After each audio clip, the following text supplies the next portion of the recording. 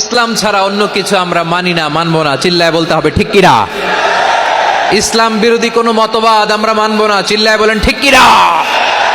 ইসলাম আছে, ইসলাম থাকবে। যারা ইসলামকে মাটির নিচে গেড়ে ফেলতে চায় ওরা জানে না ইসলামের ধর্ম কি।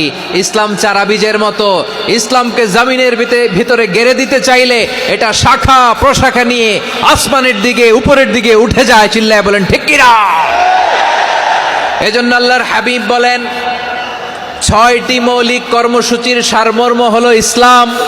হাদিসে জিবরিলে সাইয়েদনা জিবরিল আলাইহিস সালাম বিশ্বনবীকে বললেন, ও নবী আপনি বলেন তো ইসলাম কি।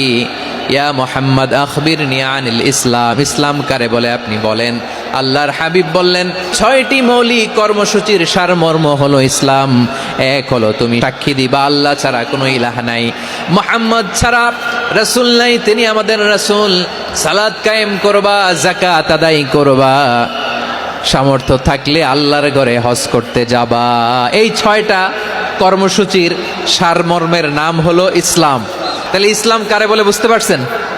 তাহলে ১০ নম্বরের ১ নম্বর আমরা বুঝে ফেলছি। ইন্নাল মুসলিমিনা ওয়াল মুসলিমাতি, আল্লাহ বলেন মুসলিম পুরুষ এবং নারী আমার কাছে প্রিয়, যারা আমি আল্লাহর আদেশের সামনে নিজেদেরকে সোপর্দ করে দেয়, সারেন্ডার করে দেয়।